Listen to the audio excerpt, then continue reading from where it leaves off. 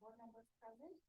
Ken is here, Shelley is here, Jerry's here, I am here, and I do not believe that Rick will join us today. So with that, please rise for the pledge of allegiance. I pledge allegiance to the flag of the United States of America, to the republic of the nation under God.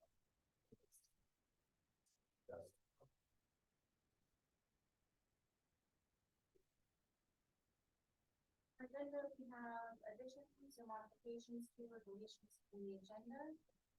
Do I have any board members? Okay, then I'd like to move on to the approval of the agenda. I have a motion to approve the agenda as is. I move the approval. Sherry, got a second? Second. Thank you, Shelley. All in favor, Ken? Aye. Sherry? Shelley? And I'll vote aye. All right, that brings us to public comment period for items on the agenda. There were no comments submitted or questions by email, telephone, or in writing in advance. I do note that we have the first present here. Do I want to hear anything they want to speak at this point?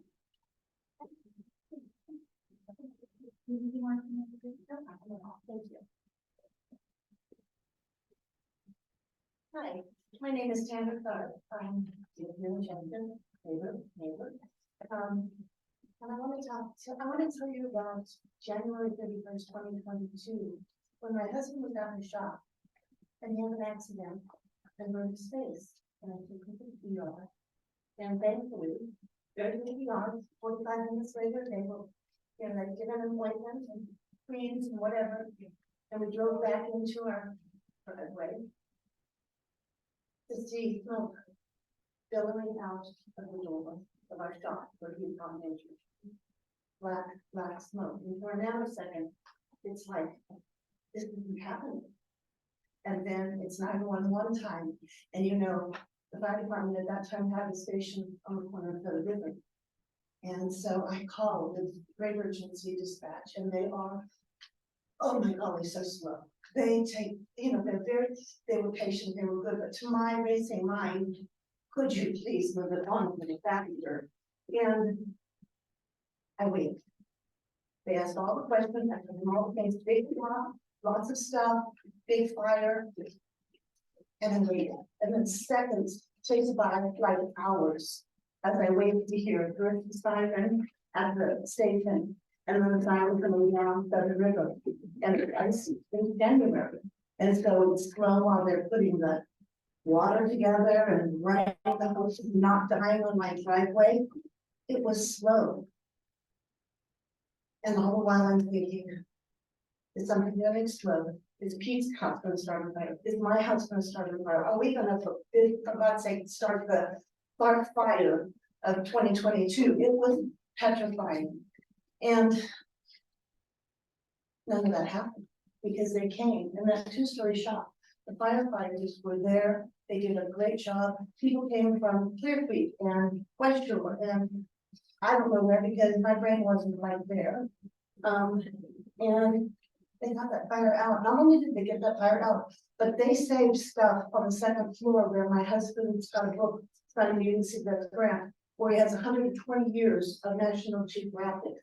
He had a lot of stuff up there. Yeah, it's damaged, but it's still there and it's still ours. The tractor, all the tools, they're gone. But the firefighter came in a hurry. They were there and they did an excellent job. Fast forward 10 more days later, insurance has let us go in and inventory and see what's going on and move things around. And you remember that winter? Freeze, then melt in the day, then freeze again. And so my husband walked over an ice floe. He was in kind of a hurry, he slipped. And I heard this noise that I've never heard before. And I walked out to see him lying flat on his back on that ice floe. And I have to just about crawl to get to him and call 911. And the firefighters came again. Firefighters, EMTs, they were there in a hurry. I didn't have to sit there for 20 minutes and watch my husband's eyes roll back in his head in pain because he's broken like 5 ribs right next to the spine. I didn't have to try and get him up because there's no way I could have done that on that ice floe. I watched 4 T's, EMS's, holding on to a gurney to get to him and get him back to the hospital in time, and I mean, without him having to sit there for forever. I can't imagine what it would be like to watch my whole shop burn down, to watch my neighbor's house catch fire because of an accident, because we had to wait for somebody to come from some far distance away to get to my house to help me. I can't imagine what, time's up. One more minute, okay? 1 minute, thank you, all right. So I can't imagine what it would be like to have that, like that little girl who got hurt, laying there for long periods of time with her parents panicking, looking at her, wishing somebody, I know how slowly those seconds go. So I guess what I want to get to is this. I've heard people talk last night about volunteer fire departments. Well, that ship kind of sailed when we got rid of our fire department, volunteer fire department. If we lose our fire department, getting a volunteer fire department, that takes time, money, and leadership, which we won't have that. It's just not possible. I'm not going to talk about insurance, because everybody knows insurance is going to go up. I'm not going to talk about those other things. I'm going to talk about the fact that we need a fire department. The fire department needs money from the ambulance. And I really think that the leadership of the fire department and Seneca Hospital can find a way to raise both boats so they float together, because this community needs them both in order to be a good community that grows, that continues to have the tax base. That when we lose the fire department, people have to leave. And the people who get hurt the most, I'm going to say this because I don't think it's said often enough. It's not you or me, the other people who live in Martin Ranch or at the House Ranch or Peninsula. Oh, West Shore has got their own fire department. They don't have to worry about it. It's the people who don't have money and the options to leave here, the options to do something differently. Those are the people who are going to get hurt the most. And we need to care about them as much as we care about our individual hospital, which is wonderful, and our individual fire department, which is wonderful. So thank you for your consideration. Thank you, Ms. Starr. Anyone else? Anyone online? Brian? You first? Thank you. Okay, with that, we will move on. Item number 8, consider adoption of resolution number 439. Resolution of the Seneca Healthcare District Board of Directors to accept the USDA letter of conditions for a community facilities program loans to Place Hospital and skilled nursing facility in Vector, California, and execute the required documents. All right, I'll open up for discussion. And do we have Steve on? Steve on. Yeah. Steve Bowling, is he on? I forget his name, I put him. Well, I would have a comment in that the letter that we received from USDA and on the very first paragraph, literally, it's talking about any changes in project cost, source of funds, scope of services, or any other significant change, including significant changes in the borrower's financial condition, operation, organizational structure, or executive leadership in the project or applicant must be reported and approved by USDA. And any changes not approved by USDA rural development will cause the discontinuing of processing of the loan application for the new hospital. So that brings a concern to me based on the public comment we just heard and the negotiations that you and I have entered into with CPUD and so on and so forth. And so I have a concern that we not take an action that precludes our ability to obtain this loan, since this loan is the key and really the only major source of funding for the new hospital. So I'm wondering, have in your discussions, like with USDA representatives, would taking on the responsibility of EMS response, and however we would structure it with our current responders, I think that would definitely fall under this parameter that we need their approval. Yeah, so I think, yeah, if I can speak, that the USDA is looking for anything where there is a potential delta in our ability to create revenue. So if anything if we take on anything and the pro forma pass through them before it gets approved has any debt service to it, that's something they're going to frown on. Obviously, they're the bank. So as they bank us, they're wanting to know and understand our ability to pay back that debt service over long term. So anything that shows a negative to the organization is going to be frowned upon by the USDA, throughout the entire lifespan of this loan. So we have to be cognizant at every point now where we make changes to program or leadership or any of these things, if there's a negative delta ultimately to our revenue stream, they will scrutinize that. So we just have to be aware of it. That's part of the conditions. Once again, if something's a change to program and it shows that there's a positive ROI to Seneca, I don't think they're going to scrutinize it too much, but they want the opportunity to do so. And they want us to be able to demonstrate that there is a positive ROI. They're going to I scrutinize the think- business plan for sure. Yeah. Yeah. As the lender, they have that right to do that. Right. They are the guarantor. We're the guarantor, they are the lender. So they have the right to take a look at our operations and what can negatively impact our revenue stream and our ability to pay back the loan. So yes. That's kind of expected. So let's not enter into anything that's going to lose money to the organization. Well, and I guess that brings me to the elephant in the room, because Jerry and I've been giving a lot of thought and effort into how we could structure agreements with CPUD and with Peninsula for emergency medical services. And I don't see that there's any way that we could guarantee that whatever we structure, which we don't even know for sure what it is yet, with that we couldn't be left holding the bag. In other words, say, just for an example, because they're the ones that are here, we had an agreement with CPUD and we're 6 months down the road. And they come to us and they say, this isn't working for us. We're just pulling out of it. Seneca, now it's your baby, because it'll be under our license and our responsibility. Correct. So that would have a huge immediate impact on us and could be negative in replacing equipment and whatever. So I guess those are the concerns I have as we move forward with our discussions with them and move forward with trying to obtain huge amounts of money from USDA. So I don't know. I think, once again, cart before the horse. I don't even have an understanding other than my very rudimentary math, without taking into consideration payer mix and things to that effect. I think that we don't have a good understanding based upon the run volume and the payer mix and the cost-based reimbursement, what the inbound revenue even looks like. So negotiating from a point where I don't even know what the revenue is going to look like it's a moot point. I can't negotiate a contract where I'm laying more out than I'm going to be bringing in. So really it's contingent upon understanding clearly on an average what we're going to be able to bring in revenue from a different structure. And then only then at that point can we actually negotiate something that's going to keep us in the black as it relates to our budget.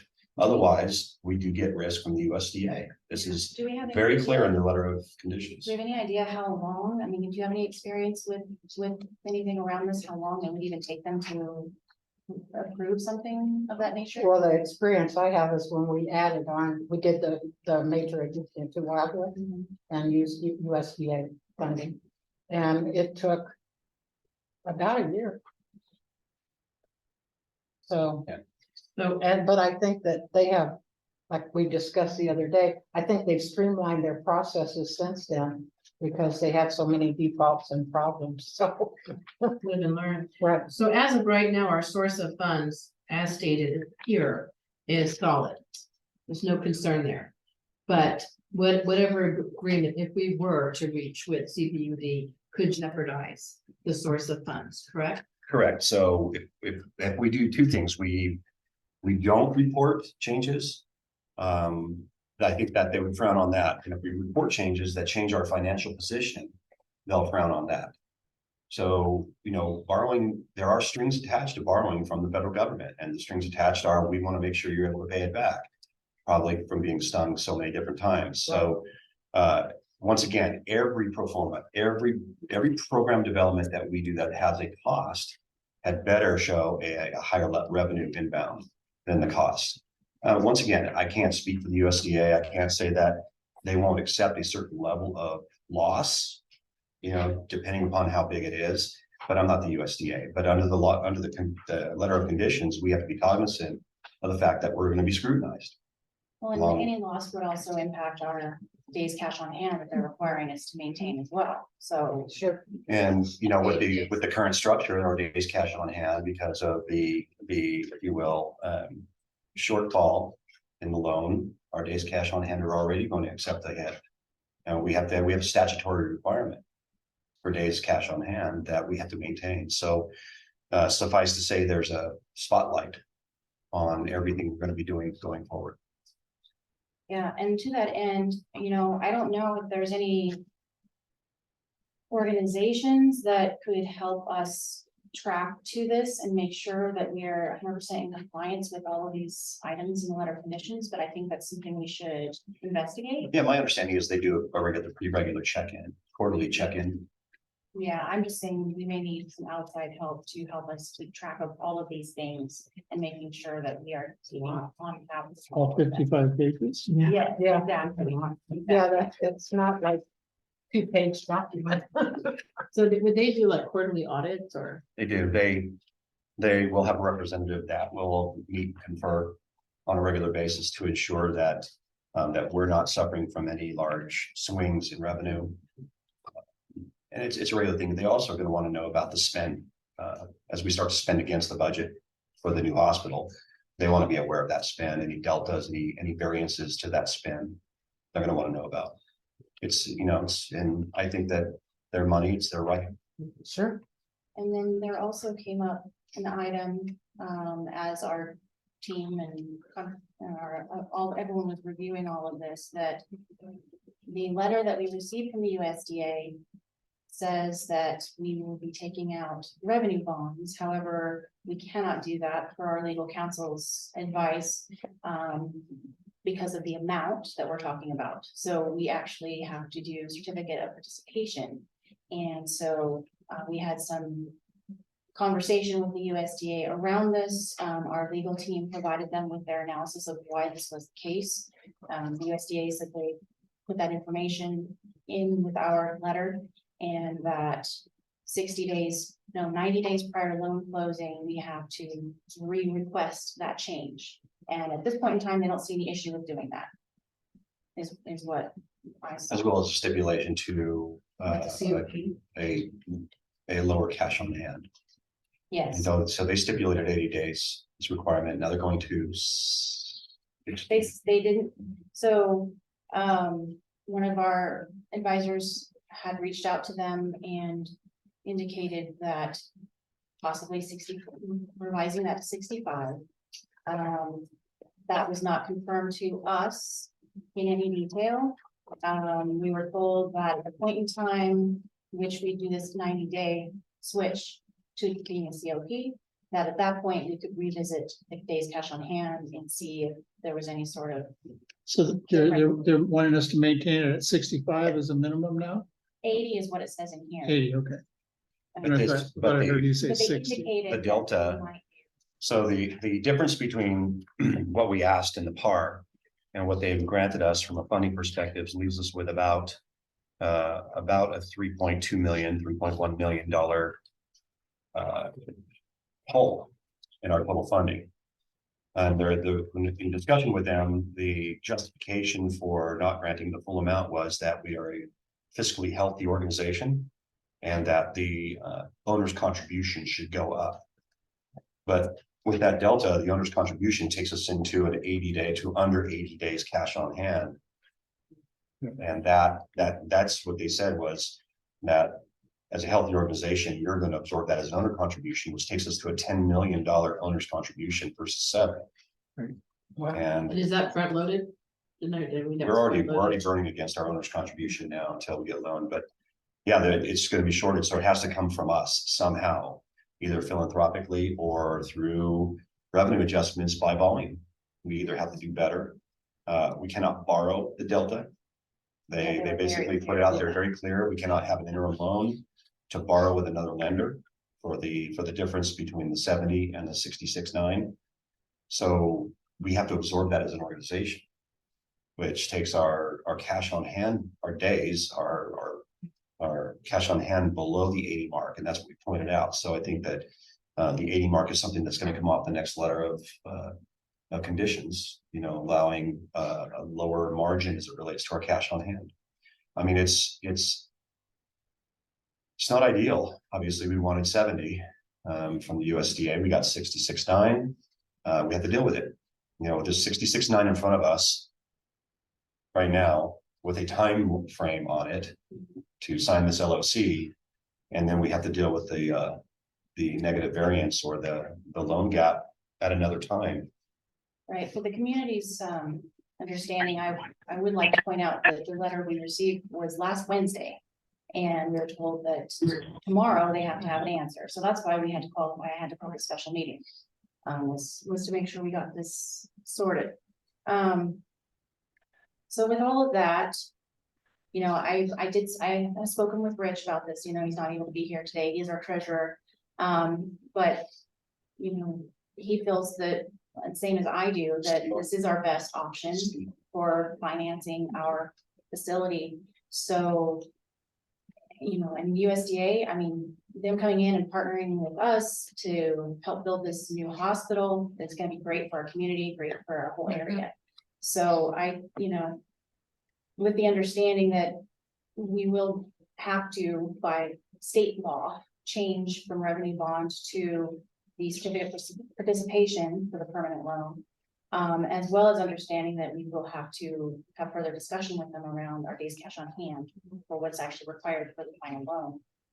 I think that I'm okay with moving forward with approving this resolution.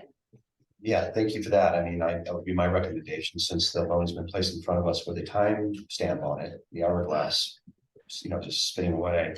I can tell you that the board needs to be aware of this, that the $3.1 million gap, this administration is going to have to find a way to fix that, and to pay a lot of attention to our cash on hand. I mean, we are very healthy, nearly 200 days cash on hand, and the investment that we're making into the new hospital, 7 million committed and now 10 million committed, is something that we have to pay attention to on a regular basis. This is a treasury meeting stuff that has to be attention to cash on hand. We've got to really be watching our revenue streams. So once again, going back to anything we take on has got to be vetted financially, because where we had so many days cash on hand, we had a little bit of flexibility building this new hospital, and this is putting us under an enormous amount of financial pressure. I mean, it's the right thing to do, but I just want you to be aware that your administration is very aware of what this does to our operations and what we should be scrutinizing, what we should not be. John, I had a little nightmare scenario occur to me. I just want to run by you. So our new hospital is going to meet all seismic requirements going forward. Yes. Okay, I mean, my nightmare was, what if those shift, that the requirements change? And That is a nightmare, Ken. Yeah. I started fretting about that. I don't have a crystal ball. But right now, as far as we know, it's More than meets. Okay. Yeah, this is built to current standards. It'll be inspected to current standards. I can't tell you what they're going to do later. I mean, between a $25 an hour minimum wage for healthcare workers, who knows what's coming next? Locusts, headless horsemen. I have no idea. Halloween. Starting to feel that way. We have to just take it as we can. We have to deal with the circumstance of, this has got a timeline on it. This is the best loan we're going to get. We're moving into that construction period where we need our loan, and we're just going to have to deal with that $3 million additional cost to the organization over the next few years. I have a question. What did the delay of the bird, what does that cost us? We're still calculating that. The high number a month ago when we first found out about our bird was about 2 million. But we've been mitigating that through with our design build, with our developer design build organization. And we're dwindling that down, where we are looking at, rather than deployment or non-deployment, then redeployment, then not whatever. We're actually getting it down, I think, under $500,000. Oh, I don't have the number exactly, but the last number I saw was Okay. under a half. So we're really trying to mitigate that by, whether we issue, and we're waiting for their GMP, or, notice to proceeds and things like that are just being mitigated with our legal team. okay. Is that could be a change? Yeah, this has been cost after cost after cost, whether it was getting through the NEPA program, NEPA process, which cost us an unexpected amount of money for various reasons, or the short or the bird. So far, we've been Hey, we'll get there. spending money. Yeah. We will get there. Any other questions, comments? And do I have a motion to approve the resolution with the understanding from the USDA that for California Health and Safety Code 32316, revenue bond will be changed to certificate of participation for the permanent loan. And we will also have further discussions with them about what the final base cash on hand will actually be. I move approval of resolution 439. Seneca Healthcare District Board of Directors accepting the USDA letter of condition and all the other things you just enumerated. Thank you, Sherry. Do I have a I'll second? second. Thank you, Ken. All in favor, Shelley, Aye. Sherry, Aye. Ken, Aye. and I'll vote aye. All right, that takes us on to our next item, which is EMS update. And at this point, I will open it for any questions, comments.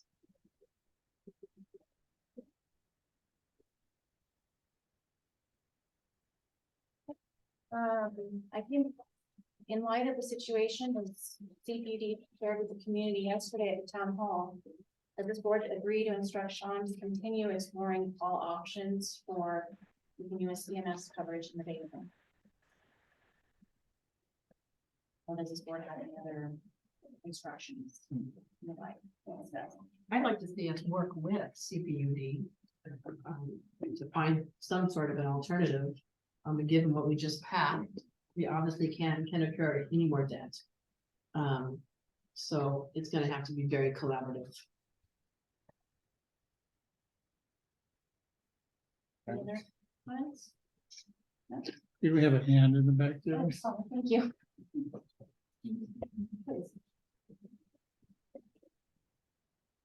Thank you. Ken. That's back there. I know that I can always catch everything, but I'm really at a loss as to how it could be detrimental to you financially in that a collaboration between us. And I'm not sure where you're coming up with this. I think, for example, last time you said $700 and some $1,000 off. That you would be paying the Thunder Fire Department. Right now, well, in 2022, we received $300,000 or roughly $300,000 from what we billed out. That was roughly 20% of what we billed. Right now, we're receiving around 20, actually, it's anywhere from 13 to 20%, depending on the provider, of course. So let's just go with 300,000. If we were, and that's at 20 to 25%, if there's the AH billing, you were able to get 101%. Let me just go. Yeah, through go this. ahead. Because I can be wrong, I'm not saying I am, but this is what I'm thinking. Let's just say we bring in 900,000, which is less than probably what we have. But for grinning giggle, let's just say $1 million, but that's easy to look for. If we contracted for a percentage, strictly a contract, where we provide services and you keep 10%, for example, that would get $100,000 per year. Totally separate as income. I'm not sure where you come up, where you came up with the number of losing money. Well, I'm not saying we're losing money. I didn't say we're losing money on this. I said we can't lose money on this. So the analysis being, first of all, 101% is a misnomer. That's something that's sort of, there's cost-based reimbursement, which means that we are reimbursed twice a year for the delta between what we collect and what it cost us to run the service. So that is a shore up. Right? We call it 101% because generally if we get reimbursed, it reimburses us 100% of what the costs cost. Now that's on Medi-Medi. We have a 70-30%. So 70%, roughly 72% of our community is Medi-Medi, Medi-Cal, Medicare, right? We have a 30% that is commercial. So how does that play into this? Because the cross-based reimbursement doesn't necessarily apply. So that's why we need Whitley to come in and look at the costs.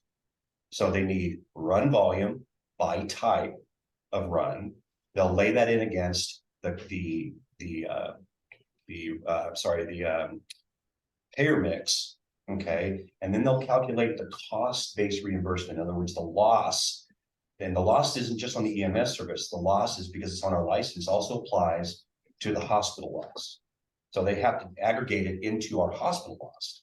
So that's the piece that I didn't put in my little back of the napkin analysis. To me, looking at it just from a revenue perspective based upon run volume, it looked profitable, but I didn't apply any of the metrics related to our payer mix or any of that. I didn't lay that in. To me, it looked doable. I need Whitley to lay in all those metrics against it to see where we are. And that's really the important part, because they're going to provide us a report that is publishable. It's going to be something that they're going to look at our entire organization and come up with a number saying, look here's what this looks like from a reimbursement perspective that we think you're going to get based upon every indicator, all the metrics. Now, can you run a rig? Can you run 2 rigs? Can we run a half a rig? What does that look like? So I'm not saying we're going to lose money, I'm saying we can't lose money, especially with USDA looking at us now. It would make no sense for you to do that, right? That's what we did. I just wasn't sure based on one of our first talks, what had changed. Because at first it was, you could be making 3 times better than that, and now to last night, and I'm not arguing. No. Last night. Kim, I don't think you're arguing. You're making sense. That you would be paying out $700 and some thousand to fund the fire department. And I'm thinking, wait a minute, that would be $700,000 quote our fire department earned. But I'm not, so I Yeah. that's where I got. That number was the delta between what the bond initiative will bring in and your operating budget. That's the delta that you'd be looking to fill. Now, We weren't asking for that. right. I'm just saying, I'm looking at that number personally. I'm looking at that number going, okay, to make this whole from an operating perspective, we're looking at about that. Can we do that from a revenue perspective? That's it. And I'm doing that analysis. You know, in fact, I'm trying to kick that analysis into higher gear because I need the number. Right.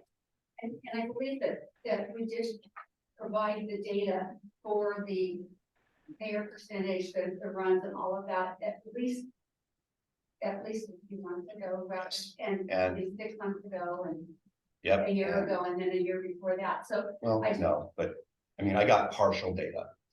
I got what I believe real data in April. okay, during the current administration, I would say that's more, the data is probably a lot more comprehensive. okay, and again, I'm trying to put it all together in my head so that I'm looking at it from all sides, not just from my own personal emotional side. Yeah, let me just interrupt for just a quick second too, because irrespective of when CBD provided data, we have to have data from Penn as well. Because we have to know the entire run volume for the entire area. Right. So that has to get laid into what was said. So, you know, I have instructed Whitley to go to their billing company, not to go to Penn, because they flat out said it's gonna be difficult pulling that information.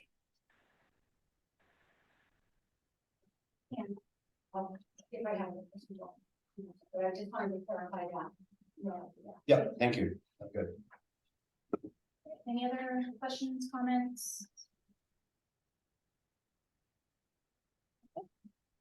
Hearing none, our next regular board meeting will be on Thursday, September 28th, 3 p.m. here in the conference room.